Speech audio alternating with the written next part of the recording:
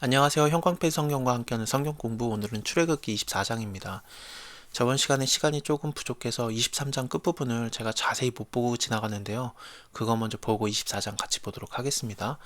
나의 사자가 네 앞에 가서, 나의 천사, 나의 사자가 네 앞에 가서 너를 아모리 사람, 헷 사람, 브리스 사람, 가나안 사람, 히윗 사람, 여부스 사람에게로 인도하고 나는 그들을 끊으리니. 이게 가나안 땅에 살고 있는 족속들이거든요. 그들을 하나님께서 직접 싸우겠다고 말씀하시는 겁니다. 이스라엘 사람들이 싸울 필요도 없었어요. 가나안 땅에 들어갈 때요. 내가 내 위엄을 네 앞에 보내서 너희 이를 곳에 모든 백성을 파하고 너희 모든 원수로 너를 등지게 할 것이며, 그리고 또 재밌는 게 내가 왕벌을 네 앞에 보내겠다 그러는데, 그래서 그 벌이 히위 족속과 가나안 족속과 헷 족속을 네 앞에서 쫓아내게 하겠다 그러는데, 이게 히브리어로 봐도 왕벌 혹은 말벌일 가능성이 많습니다. 어떤 사람들은 전염병으로 보는데 그냥 문자 그대로 벌로 보는 게 나을 것 같아요. 왜냐하면은 하나님이 이런 걸 이미 많이 하셨죠. 애굽에 재앙을 내리실 때 메뚜기 때도 보내셨고, 뭐 파리 때, 개구리 때 그런 걸 보내셨잖아요. 왕벌 보내는 거 하나님한테 일도 아니죠. 뭐.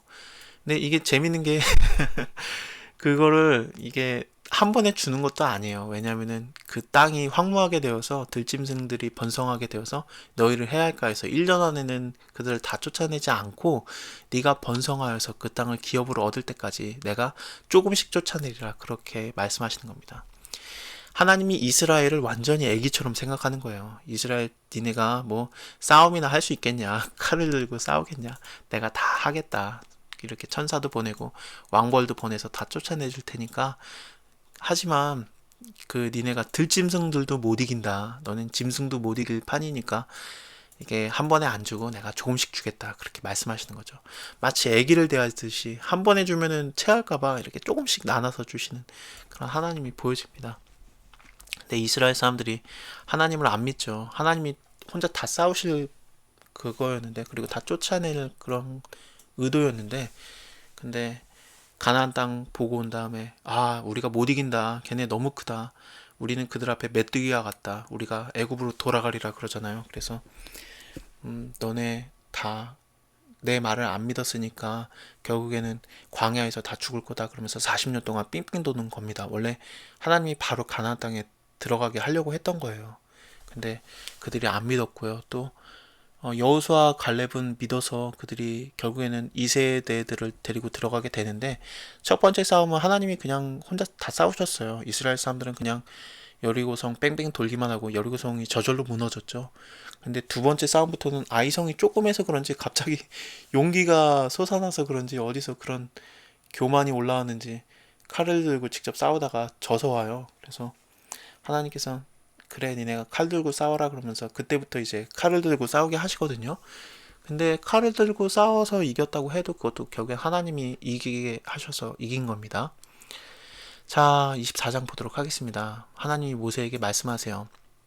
너는 아론, 나답, 아비우와 이스라엘 70명의 장로들과 함께 여호와에게로 올라와라. 멀리서 경배하고 너 모세만 여호와께 가까이 와라. 그리고 그들은 가까이 오지 말아라. 백성은 너와 함께 올라오지 말아라. 모세가 와서 여호와의 모든 말씀과 그 모든 율례를 백성한테 고하게 되는데, 이게 아마도 출애굽기 20장 10계명하고요. 21장, 22장, 23장에 나왔던 인간들을 향한 법들 있잖아요. 율례들. 그걸 말하는 것 같습니다. 왜냐하면 하나님께서 지금까지 주신 율례가 그거밖에 없어요. 하나님이 법치국가를 만드시는데 근데 20장, 21장, 22장, 23장 이거밖에 안 되는 거예요. 우리가 너무 오해를 해서 하나님이 너무 많은 율례들을 주시고 율법들을 주셔서 우리가 그걸 다 어떻게 지키냐, 그거 뭐 기억도 안 나고 지킬 수도 없고 너무 어렵다, 하나님 지키는 거 너무 어렵다 그러는데, 그렇지 않습니다.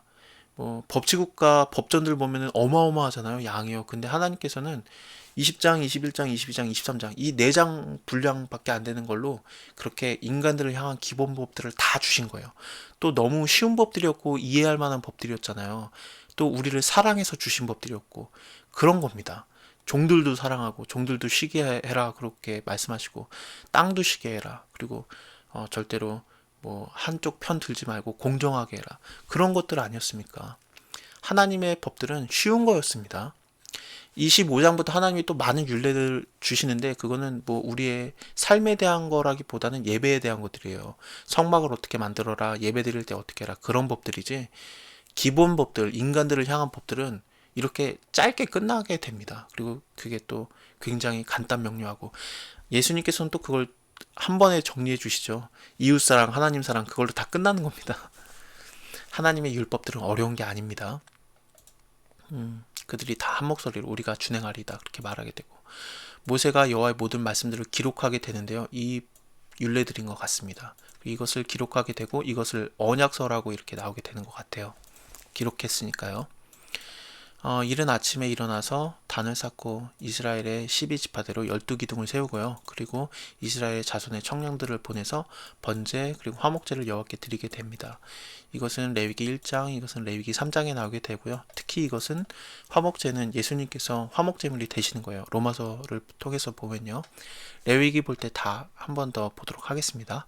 모세가 피를 취하여서 반은 여러 양푼에 담고 반은 단에 뿌리게 되는데요.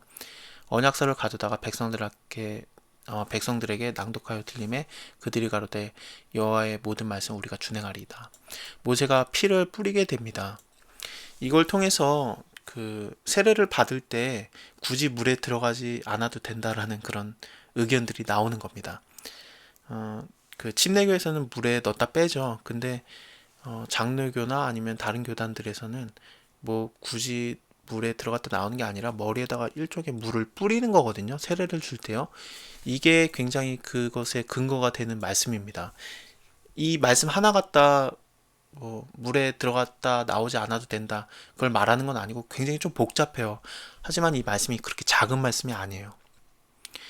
이는 여호와께서 이 모든 말씀에 대해서 너희와 세우신 언약의 피니라, 이걸 말씀하시게 되는데, 예수님께서 이것을 한 번 더 언급하셨어요. 마가복음 14장을 보면은 성만찬 하실 때, 마지막 그 만찬을 하실 때 그 떡을 취하여서 이것을 받아라, 이것은 내 몸이다 하시고, 또 잔을 취하고 살해하시고 저희에게 주시고, 그들이 다 먹고 마시고 그 다음에 말씀하세요. 이것은 많은 사람을 위하여 흘리는 바 나의 피 곧 언약의 피니라 말씀하시거든요. 예수님의 그런 말씀과 굉장히 기억이 나게 하는 그런 연결성이 있는 그런 말씀인 것 같습니다. 또 이렇게 이스라엘의 중요한 사람들이 하나님을 보면서 먹고 마셨더라 이렇게 나오게 되거든요. 성만찬 같죠. 그렇습니다. 이게 그 뿌리는 걸로 세례가 충분하다라는 말씀이 그래서 이렇게 자꾸 나오게 되는 거예요. 사실 예수님께서 요단강에서 세례를 받으셨는데 요단강에서 받으셨지 요단강 물에 들어갔다 나왔다라는 말씀은 없어요. 그렇기 때문에 이건 확실하지 않다. 물에 들어가야 되는지 말아야 되는지. 자, 여러분들은 어떻게 생각하시는지 모르겠네요. 뭐 둘 다 중요한 것 같습니다. 자, 더 보도록 하겠습니다. 여호와께서 모세에게 말씀하세요. 너는 산에 올라와라. 내게로 와서 거기 있어라. 너로 그들을 가르치려고 내가 율법과 계명을 친히 기록한 돌판을 너에게 주리라. 그러는데 그 10계명 보면은 1, 2, 3, 4계명 하나님과 관련된 계명을 한 판에 주시고, 그 다음에 5, 6, 7, 8, 9, 10계명은 또 다른 판에 주시잖아요. 그림들을 보면요. 그럴 수도 있는데, 아니면은 그 돌 두 판에다가 한 판에는 1계명부터 10계명까지, 다음 판에도 똑같이 1계명에서 10계명까지 그렇게 주셨을 수도 있습니다.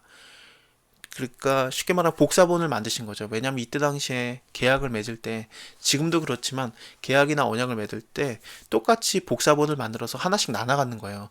하나님께서 그렇게 하셨을 수도 있습니다. 왜냐하면 하나님께서는 인간들의 그런 문화나 그런 전통들을 존중해 주시는 때가 많거든요. 그래서 그럴 수도 있습니다. 이제 모세가 하나님의 산에 올라가게 되고, 그리고 장로들에게 올라오지 말아라, 기다리고 있어라 이렇게 하시고 40일 동안 거기에 있게 돼요.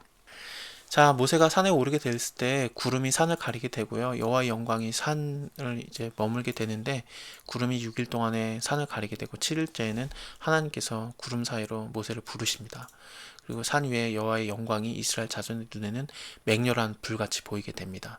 이것 때문에 하나님께서 그 모세를 산에서 만나 주신 것 때문에 예수님이 변화산 사건 있을 때 모세가 나타나게 되는 겁니다. 또 다른 자는 엘리야죠. 엘리야도 산에서 하나님을 만난 자입니다. 자, 다음 장에서 예배에 대한 율례들을 보도록 하겠습니다. 감사합니다.